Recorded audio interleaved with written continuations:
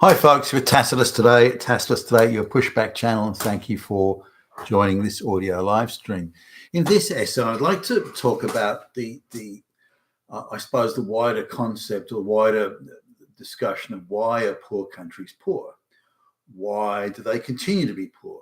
Why, after every effort first world countries may make to build them up, they still, if they do make a couple of steps forward, with a lot of Western help, why do they immediately slip back into poverty again? What is it in their behaviours which seem to be consistent and inescapable? What is it in their behaviours that lead them to be poor, or maybe make it into the middle income range and then get stuck there for what seems like forever? Now, based on the business that I and my colleagues do, we often meet and spend time talking to international trade delegations. So trading delegations from all around the world, from pretty much every country. I also have additionally, as I've mentioned a million times, the experience of traveling the world doing business for many, many years. Still do some of it. So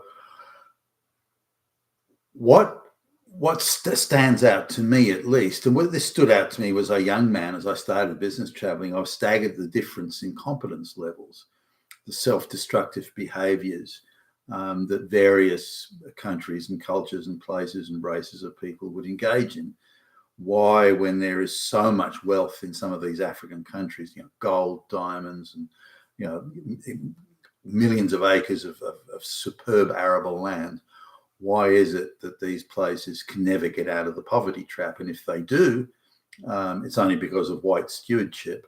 And if they manage it at all otherwise, it's briefly and temporarily. How is that? How can they fuck themselves up so often? And how can it be so continuous? Now, this is something that I was reminded of this. I kind of knew it anyway, but I was reminded of it. And it's in kind of stark relief, because you can go, there's something in the order of 70 trade delegations and that we were meeting with over a period of a few days. And because they were so close together, you can see the levels of difference. For example, if you're sending a trade delegation to go to a white Western country, an English-speaking country that's rich, Australia, what would you do? You would send competent people who'd be competent in their, if you want to sell, I don't know, whatever it is, it doesn't matter whether it's services, machinery, agricultural produce, it doesn't matter, whatever you want. You would send people with some sort of expertise. And given that English is a language, you would send people that spoke good English and had some sort of knowledge or competence of the subject matter and the products you want to talk about. That's a basic requirement. That's a minimum entry level thing. Now, if you can put in some real experts on the ground, people who are commercially understand the commercial issues, understand the commercial laws in Australia, and if you can add that on, then wow, you're heading out in front of the pack there. So what do I get? So I'm sitting down. We and one of my colleagues came with me on a couple of the days, and so we sit down with this is a poor, sort of, maybe just not quite in the middle income bracket yet, but a poor country, poorish, and we sit down, and there's not one person in the delegation that speaks competent English, even to what I would classify as junior primary school. Their quality of English is maybe a 3 or 4 year old at best. And there's no one in the room that speaks English. Now, in some cases, I had enough of the language to sort of help out and fill some of the gaps, but it's not my first language, and I don't speak it to like college level or something. So these people come in, and they're also not competent in the subject matter. So if we do manage to get our questions out, they don't know anyway, and they're, we'll find out for you. But there's no, actually, they don't even do that. There's no, okay, well, we don't have the answer to that, but what we'll do is we'll find out for you. We'll get the answer, and we'll come back to you. They don't even do that. So they're not even promising or giving an undertaking. We'll follow it up. It's important that we have answers to your questions. If we're going to trade with you, you need to understand what we've got, and we need to understand what you need to know. But they didn't care with any of that. Now they thrust various documents under our noses, but in a different language. It's not even translated to English. There are a few shorter, like you'd call it, say, product promotional literature, that type of thing. They translated that to English, but it looks like they'd done it on a Google thing, and it was a tourist level sort of type thing. The technical sort of knowledge, sophistication of what was being discussed wasn't conveyed in the translation. So at every level they failed. Couldn't speak English, couldn't translate the documents, couldn't answer the questions. No one knew what they were talking about. No one spoke English. Now that's a trade delegation to an English country. Now, it's no surprise that that country is a poor country. And they do what poor countries do. There's a small elite that horribly exploit the peasants. And a trade delegation trip to a first world country like Australia is viewed as a junket. It's a gift you give to your best buddies, to the most well connected, to the daughters of the tribal chieftains, and that's how it is. It's not seen as work. It's not seen as something that create wealth for the country. It's seen in none of those things. It's simply a gift you give to your buddies. And now this is a poor country, of course, but where are they staying? Are they staying at the local trailer park, or they're even staying at a 3.5-star hotel or something like that? I mean, are they traveling, coach class? No, they are traveling 6-star all the way. The most expensive hotels, the most expensive restaurants, first class air travel. The list just goes on, and these guys don't hold back. There's no attempt at thrift or conserving resources or so on. So the whole thing is just a holiday, a vacation, a junket, something where the rich kids can go and have it. It's a playground. Australia is like a playground for them. And that's what they're here to do, to have a play around. And they couldn't be less serious about doing business. Now, why are they poor? It's because of that. Now, the point I'm sort of making here is you could get the top, what's it, 170 odd countries in the world. You could do a GDP listing from the most wealthy country down to the poorest country. So you'd start with the white Western countries. Japan would be in that rich group. So you'd start with them, and then you'd work your way down to the middle income countries like, I don't know, Poland or something. Then you'd go to the piss poor banana republics of South America, and then you'd end up at the bottom with the African countries and places like Bangladesh, for example, and they'd be at the bottom at the poorest group. This is where the annual sort of per head income is like less than $1,000. Now, the trade delegations could exactly mirror that grading of GDP. You could match it exactly. So the first world country, the white countries, Japan too, although I thought the Japanese were a bit on the language side of things. Nonetheless, the white Western countries, the first world countries, the richest countries, the quality of their delegation matched their wealth. So, the German trade delegation, in contrast, was very good. They were technical experts there. So any question that you asked, they had the answer or would get it for you. The documents were translated, sometimes not as well as I'd like, but good enough. Yeah. And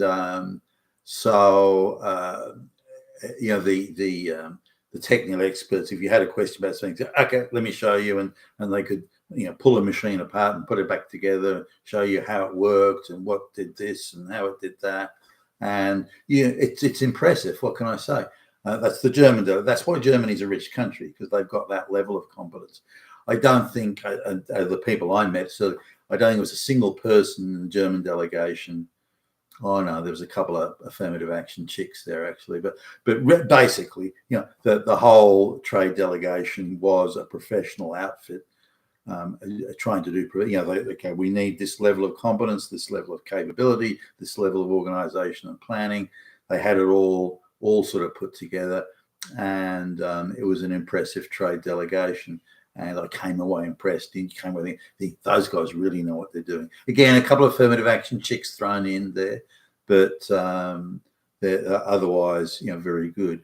The American delegation, the USA delegation was not bad. It was pretty good. Not as good as the German one, but it's pretty good. And given English is their first language, you'd have expected something a bit better. But nonetheless, there was an equal number of men and women, which is always a bad sign. And they're stacking it too. Some of the women were passable. That they knew enough that they could at least talk the talk to some extent. Whenever things started to get a little bit complicated and so on, then they would refer it on to a man, straight white male.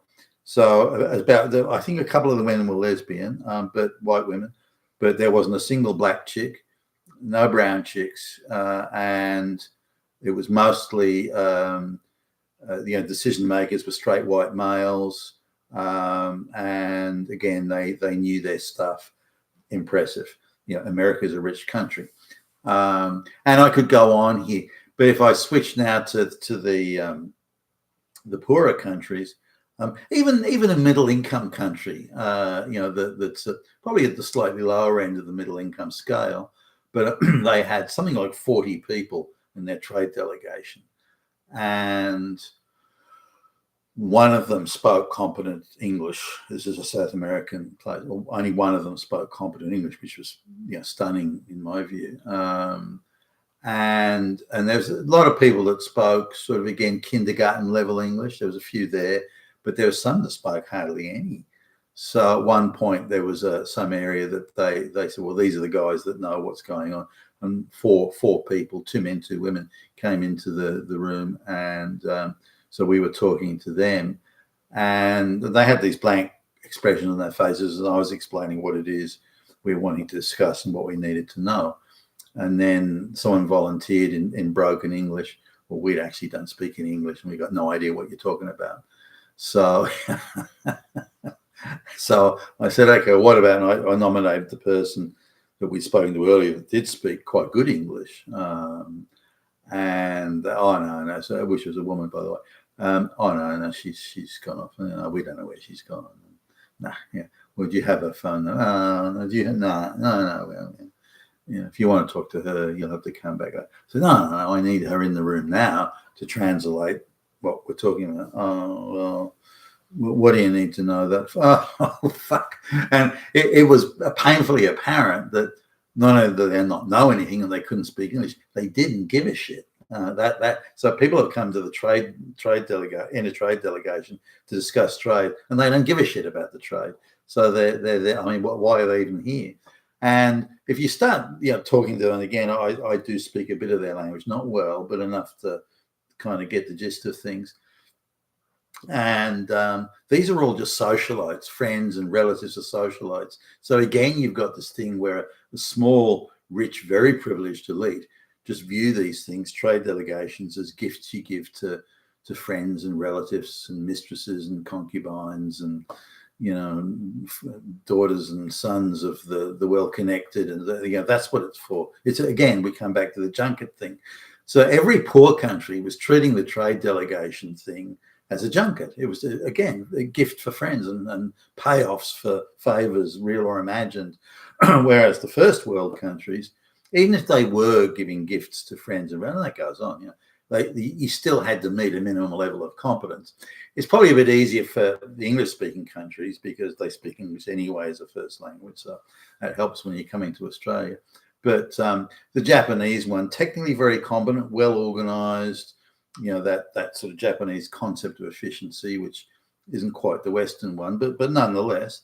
But even there, I was a little bit disappointed that they had a lot of people there that spoke minimally competent English, although they did have pretty decent translations of their documents and their information. So that kind of compensated a bit. Overall, though, their thing was very professional. There's another trade delegation. They, obviously, again, large cohort of people. They'd spent a lot of money bringing people out. But again, it's a poor country. Why why do you bring a 65-person trade delegation when no one fucking speaks English and no one has a fucking clue what they're talking about? And it's a poor country. They can't afford this sort of, like, they're stealing money from the peasants to do this. So this was the thing. So you said, why are these poor countries poor? Because they engage in behaviors that consistently produce very suboptimal outcomes. In the case of trade here, why would you have a trade delegation going to an English-speaking country where no one speaks English? Where you bring everyone you bring out doesn't speak English. Now they may have a local embassy presence or trade embassy presence, and somebody there might speak pretty decent English and do. Here's another South American one where, again, now this is a country where they decided to, again, it's a poor country, but they had a number of like seriously hot chicks in the trade delegation. And so I was amazed by how many hot chicks can you get and apparently the thing in this South American banana republic is that, you know, chicks that like Miss World or Miss Universe or whatever, you know, beach babe chicks, that sort of thing, who win beauty contests, apparently they're prized possessions for some of the rich elite, and they like to marry these hot looking chicks who are beauty queens. And so they then get gifted, these beauty queens, they marry into money and prestige and power, and they then get gifted, you know, prestigious jobs and prestigious gigs, like being on a trade commission, and they're called, you know, trade commissioner or something like that. And they swan around, but really all they're doing is, and some of them are beautifully turned out, by the way. I mean, one I was talking to, she was smoking hot. Her English was decent enough, by the way. But she was just this socialite. That's all she was. Her job is to go to cocktail parties and swan around, you know, looking sexy. That's her gig. You know, the idea she knows a thing about trade or commerce or about products.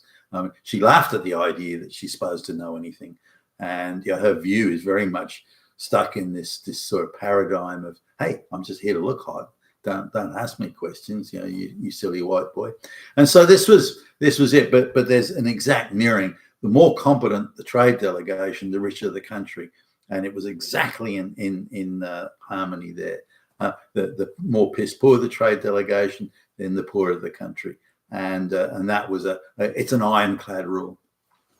You've been with Tacitus today, your pushback channel, and thank you for listening.